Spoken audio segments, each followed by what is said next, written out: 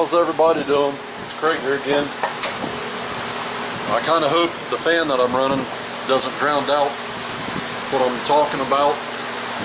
It's kind of hot today. Today's Memorial Day, Monday, May the 27th? Yeah, 27th, 2019. It's probably about 11 o'clock in the morning. I've got the day off today. As a matter of fact, let's just see. Yeah, it's 10:53. Got the day off today. I've been doing a few things already. Just a little update real fast on the Poulan 4018. That was a complete rebuild. I was going to take it up to the community yard sales on June the 8th for the fire department and do some kind of a sale and then turn around and donate the money back to the fire department. That saw is now sold. One of the guys on the fire department found out that I was selling it and asked me what I wanted, and I said, well, you know, this is what I've got in it. I said, but that's not what I was selling it for. I was just going to take it up there and do like a Chinese auction. You know, if you want to buy it, submit a bid, and then at a certain time in the day, probably 2 o'clock, 3 o'clock in the afternoon, I was going to open the bids and call the person that had the highest bid, and then that money, whether it be $20 or $200, that's what I was going to sell it for, and turn around and donate the money back to the fire department.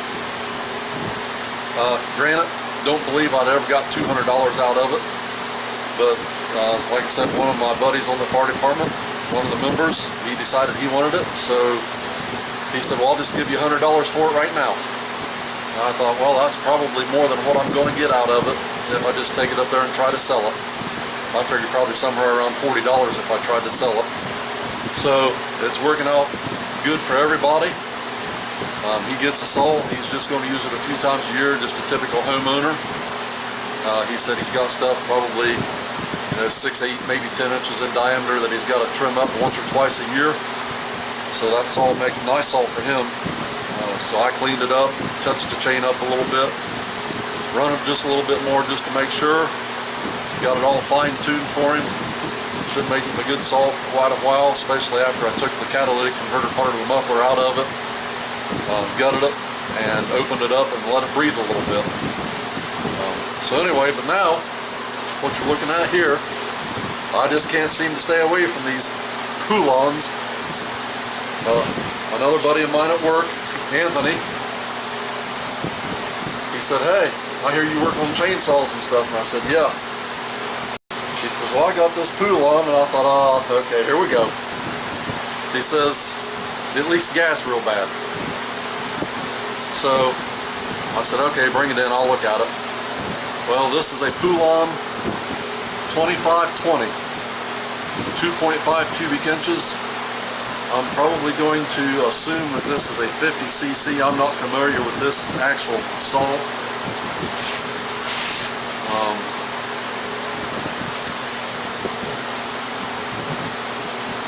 It says 42cc right here. So there we go again. The same cylinder and piston probably that I put in the 4218 is going to be in this one. It's labeled as a 2550, which would make somebody believe a 50cc, but it's definitely stated 42 right there. And it's capable of running an 18-inch bar, which I believe this one is, which may be just a little over for what the size of the engine is, in my opinion. But super clean. This thing was far from being super clean. As I was blowing it off, and I would tip it one way or another, I noticed there's bar oil, or what looks to be bar oil, coming from back in there. So I'm not sure exactly what's going on with that.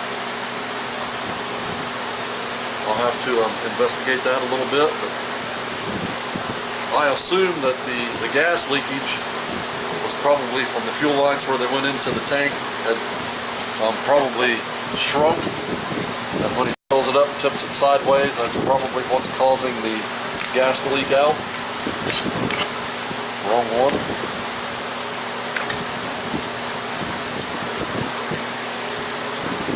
still takes a T27. These Poulans take a T25.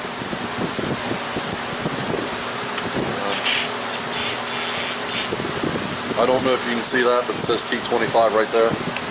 You can also use a straight screwdriver on it.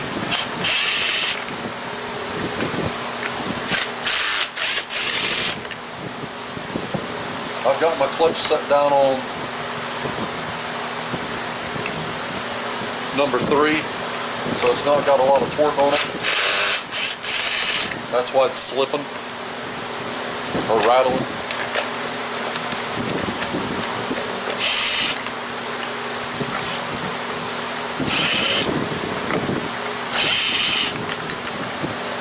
There we go.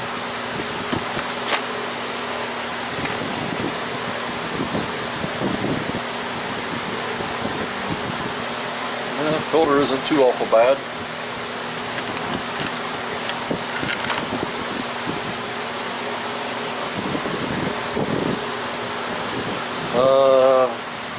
Actually, it's not too awful bad down in the base of the carburetor either. Down in the throat of the carburetor, rather. See if I can't zoom you in here. And pretty clean down in there. A little bit there on the perimeter, which would actually be on the outside of the filter. That's actually pretty clean down in there. That's amazing. Usually these things are pretty dirty.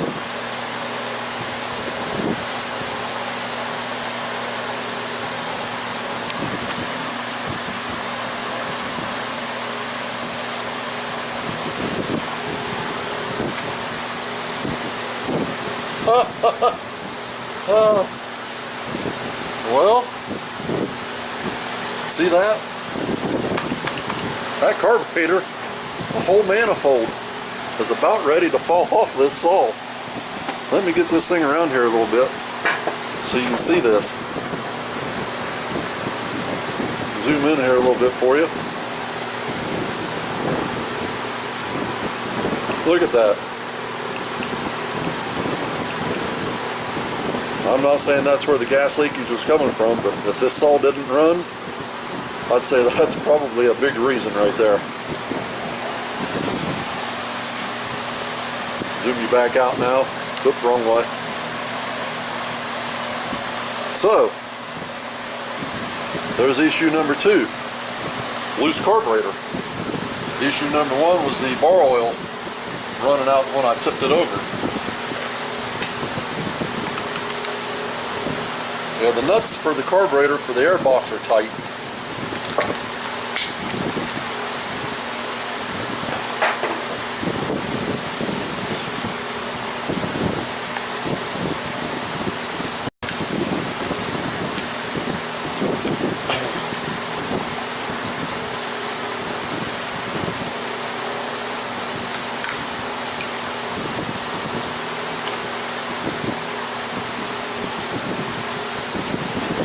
Throttle cable loops through the bottom of this one.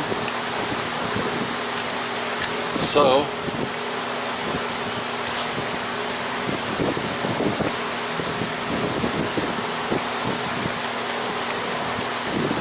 I think I can just pull the cable. Maybe. Nope, not going to be able to. Maybe if I take the choke actuator rod off, pull it out of the way, I might be able to get it.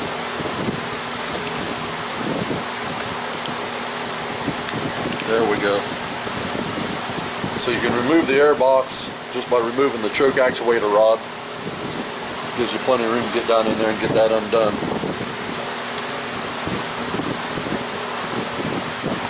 The throttle kind of loops and just lays down in there underneath.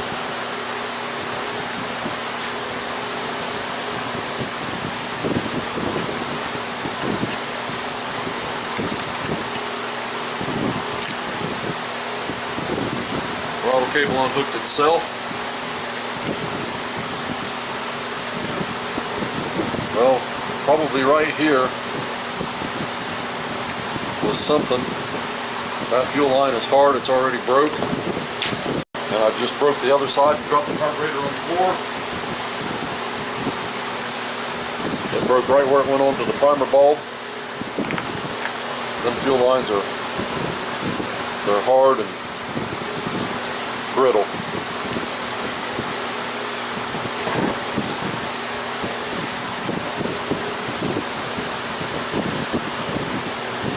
Save the gasket there. Look at that. That's that's amazing. I've never come across one that loose.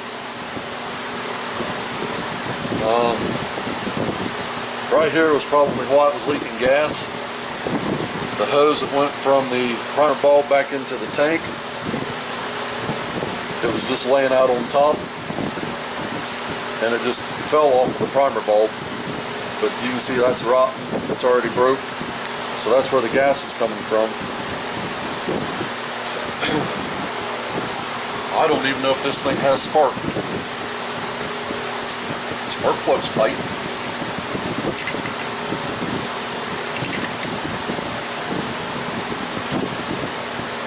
Oh! It was really tight.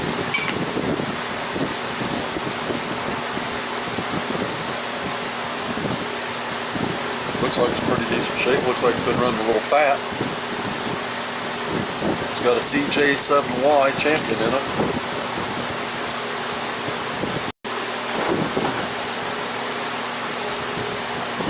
Okay. I just got a couple alligator clips on the end of the wire. That way I don't have to fight with putting this plug on this cylinder somewhere and trying to ground it out.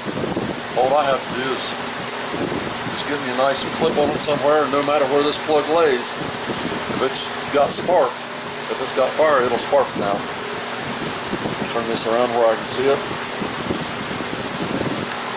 Hopefully you guys might be able to see it too in the run position. Yep, it's got spark. It's got good spark.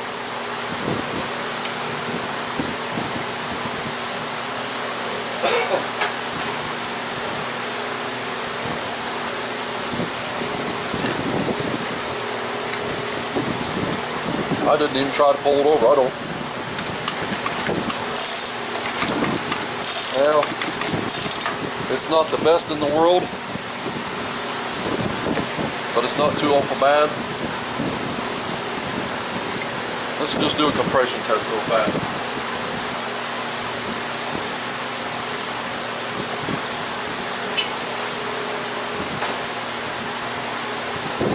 Here's my old Sears compression tester. It does have a Schrader valve down here in the bottom and a release up here. It's a two-piece. Just has a rubber O-ring to seal it.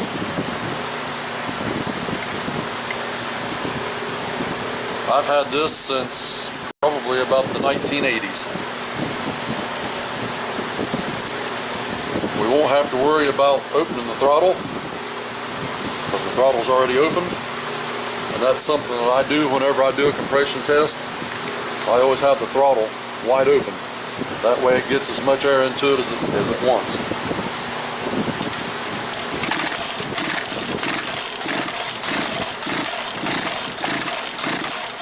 There's 10 poles.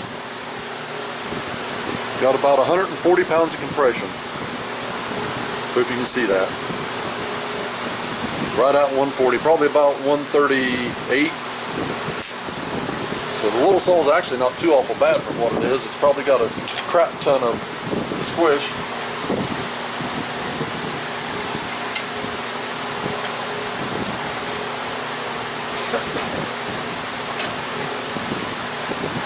I think I got a little piece of solder laying here somewhere.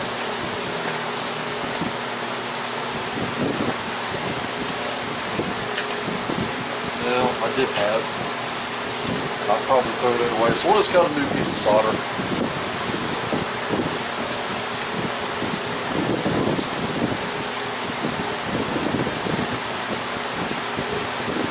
Right offhand, I can't remember the diameter of this, but for some reason I'm thinking it's like 60 thousandths.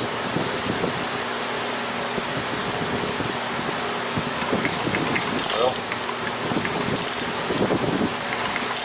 It's just barely touching it.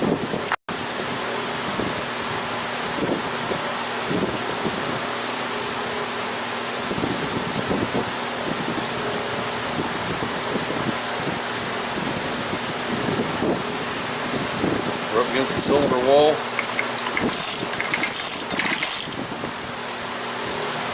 That side was a little tighter than this side.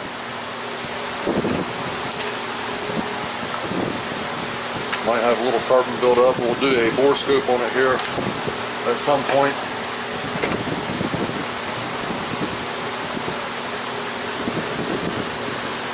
We'll zero this thing out.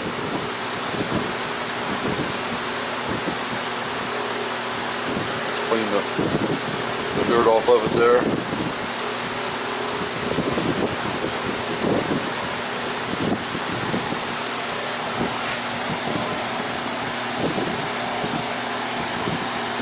About 45.5 thousandths on the squish. This particular saw, I don't believe there's anything you can do with that because it's the clamshell. Check this other side here.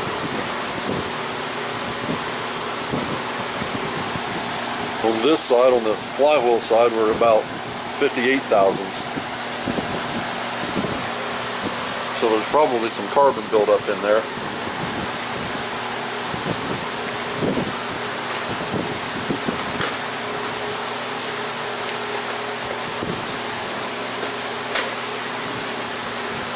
Okay, well, what I see right now, fuel lines,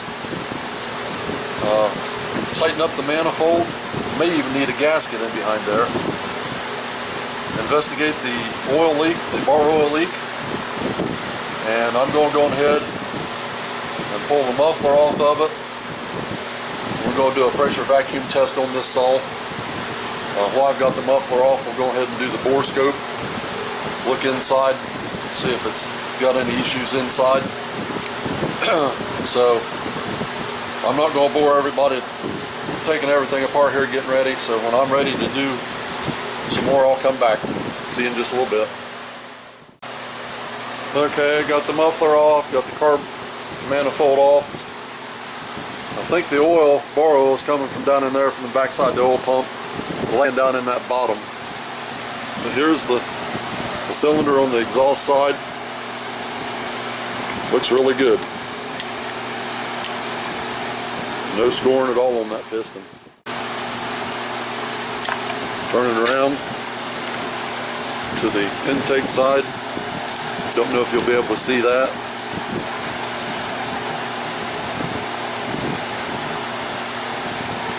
Try to zoom it in here.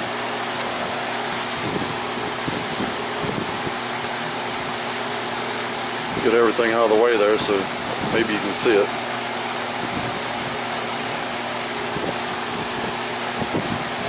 Yeah.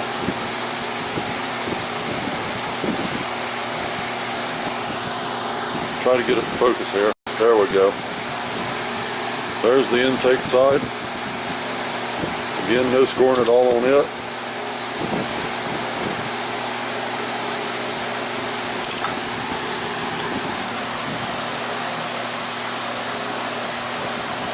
Saw's just got a few issues with it. Nothing I don't think that we can't fix, take care of. Fuel lines is probably the biggest issue with this thing, that and that manifold being loose like it was. So, pause it now, then I'll set the Borescope up, and I'll be back. Okay, we're back. Got the Borescope hooked up. Try to get this. See my big ugly face here. But we're going to go into the cylinder now. This is the exhaust side. There's a couple of your transfer ports. One of them right there, that would be on the flywheel side.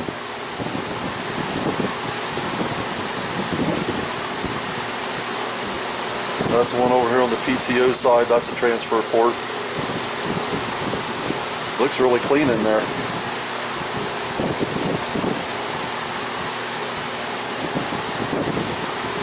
You just barely see the squish area up there at the top of the combustion chamber at the very top of the camera, or phone rather. Top of the piston. Doesn't look like it has too much carbon buildup on it. It does have a little bit. Leave that there. We'll go in through the spark plug hole. That's looking down. What you're looking at right here is the exhaust port. There's one of your transfers. There's the other transfer back over here. Cylinder, you can see the oil in the cylinder. What I don't see is scores or scratches on the cylinder. A little bit of wear right there. That may be a little bit of blow by past the rings causing that. Like I said, carbon buildup on the top of the piston there. What I see so far looks pretty good.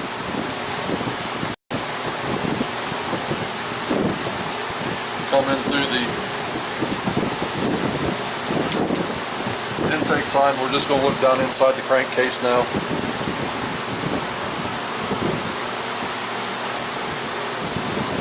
This is down inside the crankcase.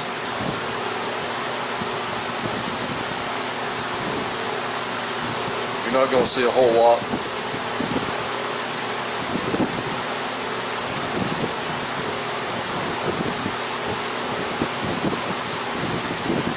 Just looking for dirt, debris and stuff like that down in there is all I'm looking for.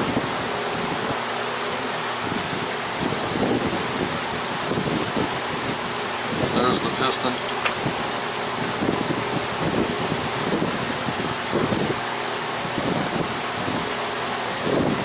That's on the intake side.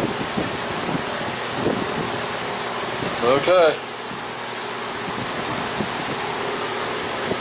I think that's a go.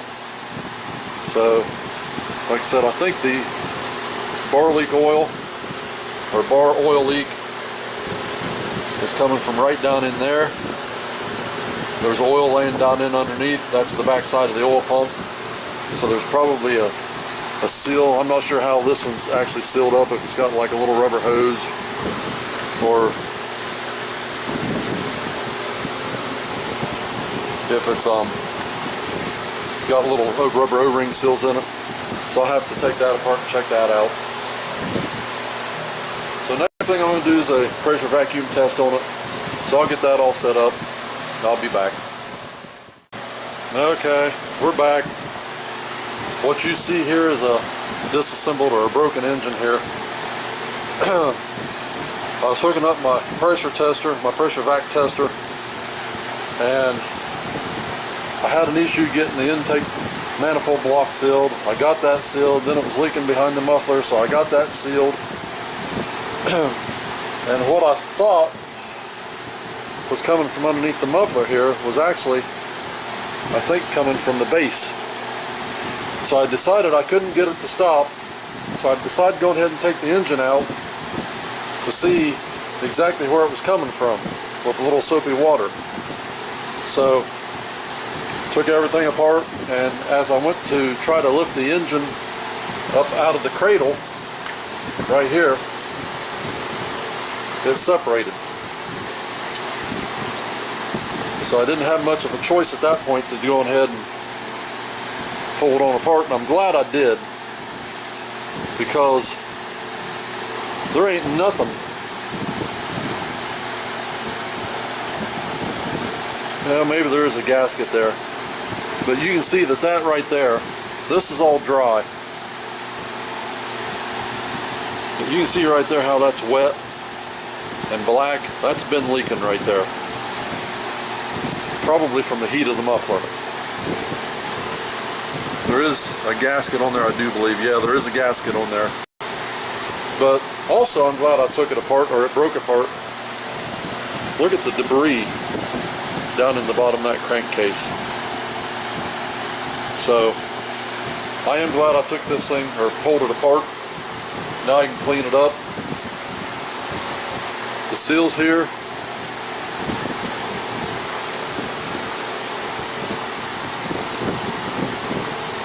I don't know if I'll reuse these seals or not. I'll probably have him get new seals. I'm not even sure what's going on there. That's a little felt piece, I believe, in behind there. I'd have to look at the IPL to be sure. And then the other thing, the other little issue that we had, let me put this back here so I don't lose it. The other little issue that we had was the bar oil. And I'm not 100% sure. The hose looks good there. It may be coming where this pushes through into the tank, but the transfer hole right there on top of the block that transfers up into the distribution galley there, I think that's where it's coming from, because there's nothing there to seal that up. So when that pumps oil up in here, any residual oil that's under pressure, or after you shut it off, is just going to bleed right back down and run right down into the bottom of this case here and lay. So when you turn it over, it's going to run right out where it did on me when I had it on its side. So I think when I put this back together, I'll put some Black Optima Permatex around that and set that in place and make sure the hole's open. I'll be able to take my flashlight once it's seated home and look down in there, and I should be able to see that hole. And if it isn't, then I can get something down in there to poke it open while that Permatex is still pliable. So, Anthony, there's your saw. The issues was the fuel lines are all dry and rotted and broke. Replace the fuel lines, clean it up. I'm not sure about the ring. The ring feels pretty decent. Looks like it's still got some thickness to it. 100 and almost 40 pounds of compression. I don't think the ring's bad. That bearing feels good. That bearing feels good, but I do suggest new seals. Give it a good thorough cleaning and get it back together, seal it up nice and good on the crankcase clamshell. And this is a clamshell. As y'all know, I said I'm just going to put it together and take it apart 2 times so I can get right to the 3rd time. When I drained the gas out of the gas tank, the fuel filter fell right out. It wasn't even hooked up to the line. So there we are. I'll get with Anthony probably tomorrow when I'm at work and see what he wants to do with this. See you in the next video. Thanks for watching.